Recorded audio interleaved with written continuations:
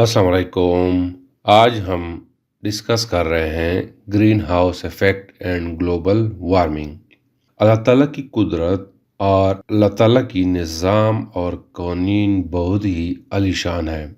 Solar system में ज़मीन एक ऐसा प्लैनेट है जहाँ पे टेम्परेचर बाकी प्लैनेट्स के मुकाबले में मुतादिल रहता है। इसलिए इंसान, जानवर और प्लांट्स की ज़िंदगी ज़मीन पर मुमकिन है। बाकी प्लैनेट्स में टेम्परेचर की कम या ज़्यादा होने की वजह से ज़िंदगी गुजारना मुमकिन नहीं है। इसको हम ग्रीन हाउस इफेक्ट के ज़रिए एक्सप्लेन करते हैं। जैसे कि हमें पता है कि ज़मीन सूरज के गिर्द घूमती है और ज़मीन सूरज से हीट रेज यानी कि thermal radiation, ultraviolet rays, visible light और नियर इंफ्रारेड्स की सूरत में हासिल करती है।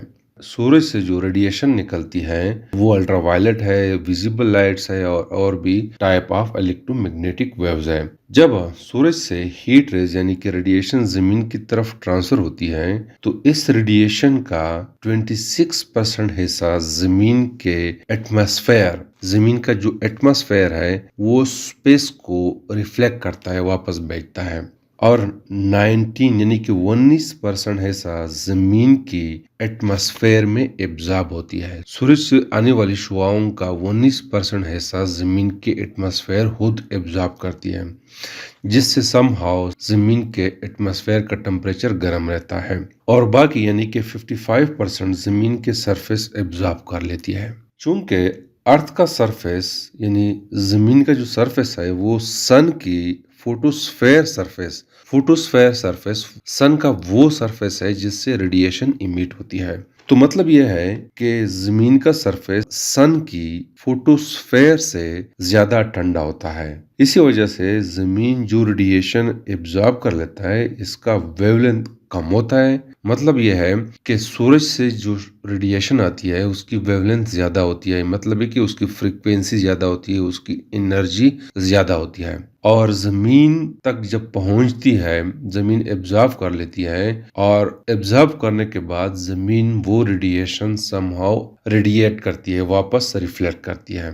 तो उसका वेवलेंथ जो है वो कम होता है, उसकी एनर्जी जो है वो कम हो जाती है। अब चूंकि अर्थ एटमॉस्फेयर पहले से 19% रेडिएशन एब्जॉर्ब कर लेता है और जो रेडिएशन जमीन एब्जॉर्ब करने के बाद रेडिएट करता है इसका ज्यादातर हिस्सा अर्थ एटमॉस्फेयर में एब्जॉर्ब रहता है। मतलब यह है कि सूरज से आने वाली शुआओं का 19% हिस्सा, जैसे मैंने पहले बताया, वो ऑलरेडी एब्जॉर्ब होता है और बाकी जमीन एब्जॉर्ब करने के बाद जो रेडिएट करता है वो भी जमीन के एटमॉस्फेयर में एब्जॉर्ब हो जाता है, जिसकी वजह से अर्थ का एटमॉस्फेयर गर्म रहता है और इतना गर्म रहता है कि जमीन के सरफेस पे जिंदगी गुजारना मुमकिन होता है। इसलिए ग्रीन हाउस इफेक्ट जिंदगी के लिए बहुत अहम है।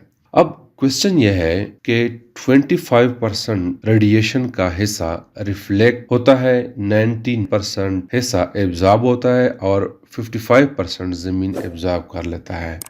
ऐसा क्यों है?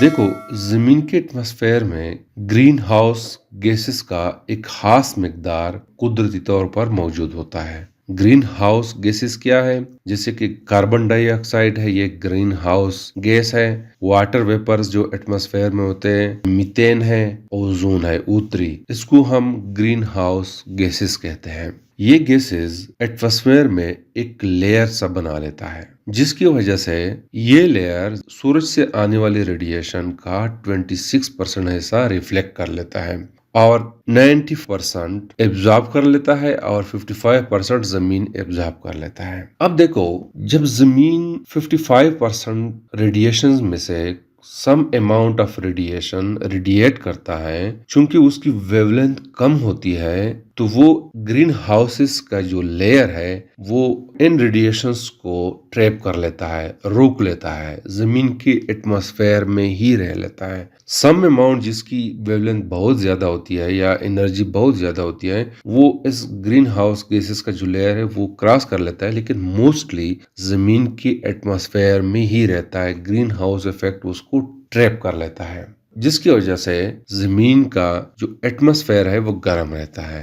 ये ग्रीन हाउस इफेक्ट की इम्पोर्टेंस है। और ये इम्पोर्टेंस उस वक्त तक है जब नेचुरली ये ग्रीन हाउस गैसेस मौजूद हो, लेकिन इनका नुकसान भी होता है। वो तब होता है जब ह्यूमन एक्टिविटी ज्यादा हो जाती है और इन गैसेस में इजाफा हो जाता है। जैसे कि फॉर एग्जांपल मोटर कार्स हम चलाते हैं, वहां से ग्रीन हाउस गैसेस निकलती है, फैक्ट्रियों से ग्रीन हाउस गैसेस निकलती है, फॉसिल फ्यूल को हम जब जलाते हैं वहां से ग्रीन हाउस गैसेस निकलती है। तो जब ग्रीन हाउस गैसेस में इजाफा हो जाता है तो जितनी रेडिएशन जमीन रेडिएट करता है वो सब के सब ट्रैप हो जाता है, जिससे जमीन और भी गर्म हो जाता है। जितनी ज्यादा रेडिएशन ये ग्रीन हाउस गैसेस एब्जॉर्ब कर लेता है यानी कि ट्रैप कर लेता है, उतनी ही जमीन का टेम्परेचर इंक्रीज होता है। इसको हम कहते हैं ग्लोबल वार्मिंग।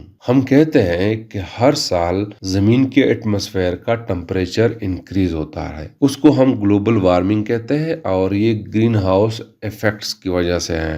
ह्यूमन एक्टिविटी की वजह से जो ग्रीन हाउस गैसेस इंक्रीज होते हैं वो थर्मल रेडिएशन या हीट रेडिएशन को ट्रैप कर लेता है और जमीन का टेम्परेचर उससे गर्म रहता है। दूसरी बात यह है कि प्लांटेशन एक रीजन है ग्लोबल वार्मिंग का, कि हम ट्रीज को काट लेते हैं, इसलिए कि ट्रीज जो है ये कार्बन डाइऑक्साइड जो कि ग्रीन हाउस गैस है वो एब्जॉर्ब कर लेता है और ऑक्सीजन को खारिज कर देता है। जब हम दरख्त को काटते हैं तो कार्बन डाइऑक्साइड में इजाफा हो जाता है, तो जमीन के एटमॉस्फेयर में कार्बन डाइऑक्साइड जब ज्यादा होता है तो रेडिएशन ट्रैप होते हैं, जिसकी वजह से ग्लोबल वार्मिंग में इजाफा हो जाता है। तो ये है importance of green house effect और उसके नुकसानात ह्यूमन एक्टिविटीज की वजह से है। अगर naturally global green house gases मौजूद है तो उसका फायदा है, लेकिन हर वो चीज जिसमें अपने हद से ज्यादा इजाफा होता है तो उसका नुकसान होता है। तो ह्यूमन एक्टिविटीज की वजह से ग्रीन हाउस गैसेस में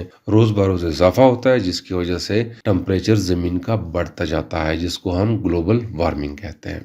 अब इस ग्रीन हाउस इफेक्ट को हम नॉर्मल डेली लाइफ में प्लांटेशन के लिए भी यूज करते हैं। आप लोगों ने देखा होगा कि जो प्लांट्स जिसको टेम्परेचर ज्यादा चाहिए होता है उसके लिए हम ग्रीन हाउस बना लेते हैं। ग्रीन हाउस जो है उसके वॉल्स शीशे के बने होते हैं और ये वॉल्स काम कर लेता है ग्रीन हाउस गैसेस की तरह। जिस तरह ग्रीन हाउस गैसेस रेडिएशन को ट्रैप कर लेता है, इस तरह ग्लासेस जो है वो रेडिएशन को यानी थर्मल रेडिएशन को ट्रैप कर लेता है। जब सूरज से शुआएं आती है उसकी एनर्जी चूंकि ज्यादा होती है वो इन ग्लास में से ट्रांसफर होती है और इस ग्रीन हाउस के अंदर जो प्लांट्स होते हैं वो इस एनर्जी को एब्जॉर्ब कर लेता है, जिसकी वजह से सूरज से आने वाली रेडिएशन की एनर्जी कम हो जाती है और वो वापस इस ग्रीन हाउस के वॉल्स को क्रॉस नहीं कर सकती है। वो ग्रीन हाउस के अंदर जो एटमॉस्फेयर है उसमें ट्रैप हो जाती है, जिसकी वजह से ग्रीन हाउस के अंदर जो टेम्परेचर है वो ज्यादा रहता है। तो ये हम डेली लाइफ में इसका फायदा उठाते हैं। तो it's all about the green house effect and global warming. Thank you.